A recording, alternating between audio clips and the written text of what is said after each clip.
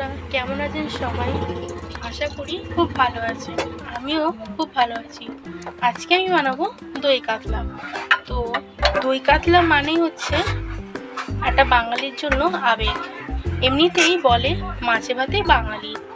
তো আজকে আমি বানাবো দই কাতলা। দুপুরের বেলা গরম গরম ভাতের সাথে দই কাতলা হলে আর কি চাই বলুন?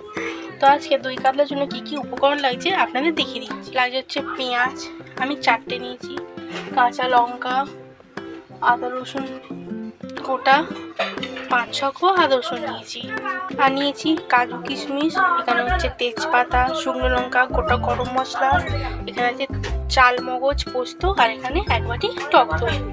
চলুন এবার মাছটাকে ভেজে নেওয়া যাক। আচ্ছা, আপনারা কে কে দই কাতলা খেতে ভালোবাসেন আমাকে কমেন্টে নিশ্চয়ই বলবেন। আমি তো খুবই ভালোবাসি দই কাতলা।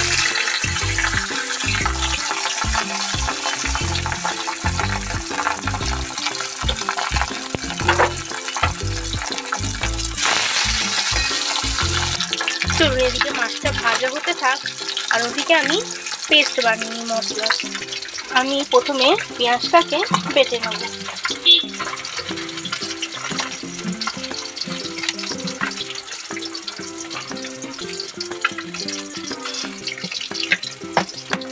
এদিকে আমার পেঁয়াজ বাটাটা হয়ে গেছে। বেশি ঘন করবো না, একটু মিহি মিহি রাখবো, কারণ বেশি ঘন করতে গেলে পেঁয়াজ থেকে জলটা ছেড়ে দেয়। এবার চলুন এটা অন্য বাটিতে ঢেলে আদা রসুন পেস্টটা করে নিই। এদিকে আমার মাছ ভাজাটাও হয়ে গেছে। চলুন মাছটাকে এবার নামিয়ে ফেলা যাক। চলুন এবার আদা রসুনগুলো দেওয়া যাক, আর লঙ্কাটাও একসাথে দিয়ে বেটে নিই।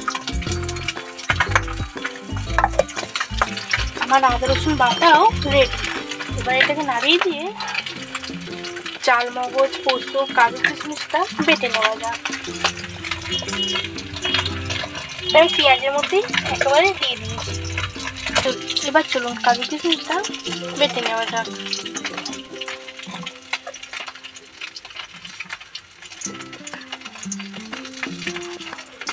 চাল মগজগুলো দিয়ে দিলাম, চাল মগজ আর পোস্তটা দিয়ে জল দিয়ে একদম মিহি করে বেটে নেবো। আমার এদিকে কাজু কিশমিশ চাল মগজ পোস্ত বাটাটাও রেডি, আর এদিকে মাছ ভাজাটাও কমপ্লিট হয়ে এসেছে। চলুন এবার তেলটা গরম হলে তেলের মধ্যে গোটা গরম মশলা ফোড়ন দিয়ে দেবো। তেলটা এবার গরম হয়ে এসেছে, এবার এর মধ্যে চিনি দিয়ে দেবো। দেওয়ার পর একটু নেড়ে ছেড়ে নেবো। চিনিটা একটু হালকা একটু ব্রাউন ব্রাউন কালারের হয়ে যাবে। এরপর দেবো হচ্ছে তেজপাতা, 2টো শুকনো লঙ্কা আর 2টো এলাচ, লবঙ্গ, দালচিনি দিয়ে এটাকে ভালো করে নাড়াচাড়া করে নেব। এবার এর মধ্যে দিয়ে দেবো পেঁয়াজ, আদা রসুন আর লঙ্কা বাটাটা। দিয়ে নাড়াচাড়া করে নিয়ে যখন মশলাটা হালকা ব্রাউন ব্রাউন কালারে চলে আসবে, তখন এর মধ্যে কাজু কিশমিশ চাল মগজ পোস্ত বাটাটা অ্যাড করে দেবো। চলুন আগে এটা কিছু নেড়ে ছেড়ে হালকা ব্রাউন ব্রাউন কালার করে নিই।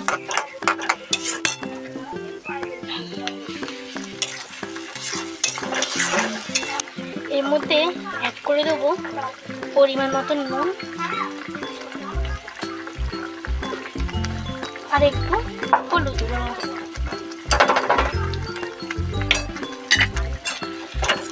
দিয়ে ভালো করে নাড়াচাড়া করে নেব।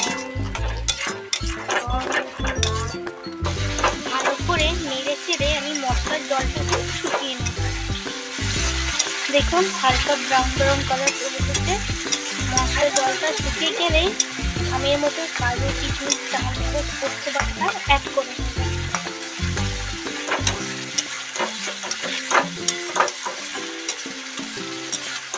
দেখুন জলটাও শুকিয়ে গেছে আর মশলা থেকে তেলটাও ছেড়ে গেছে। এবার আমরা এর মধ্যে এই যে বললাম কাজু কিশমিশ চাল মগজটা অ্যাড করে দেবো।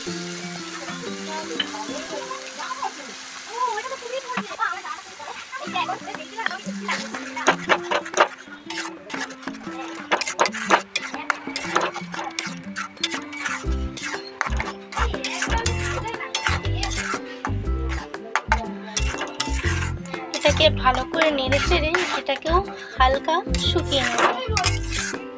এরপর চলুন যে আমাদের এক বাটি দইটা ছিল সেটাকে ফেটিয়ে দিই।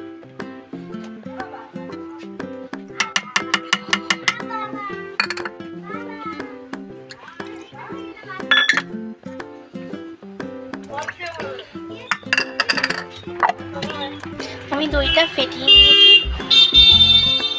এরপর মশলাটা একটু শুকনো শুকনো হয়ে আসছে, এর মধ্যে দইটা আমি অ্যাড করে দেবো। একদম গ্যাসটাকে আস্তে করে দইটাকে অ্যাড করতে হবে, নয়তো দইটা ফেটে যাওয়ার সম্ভাবনা আছে। চলুন আগে মশলাটাকে একটু শুকনো করে নিই। ও হ্যাঁ, এর মধ্যে দুটো কাঁচা লঙ্কাও চিড়ে অ্যাড করে দেবো।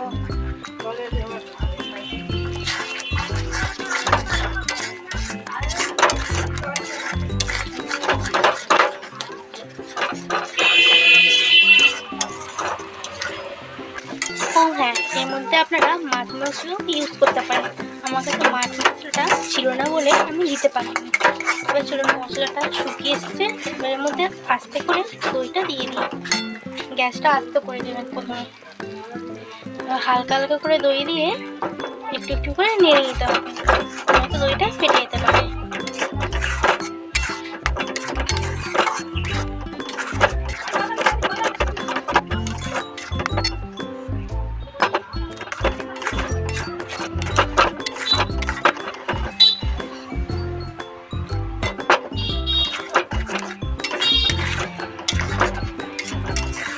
নুন মিষ্টিটা চেখে নেবে যে নুন মিষ্টি কম আছে। নুন মিষ্টিটা ঠিকই আছে, সেজন্য আমি আর নুন মিষ্টিটা দিলাম না। এরপরে এটা ফুটে আসার পর এর মধ্যে মাছগুলো আমি দিয়ে দেবো একে একে। ঝোলটা ফুটে আসতেই এবার এর মধ্যে এক এক করে মাছগুলো দিয়ে দেবো।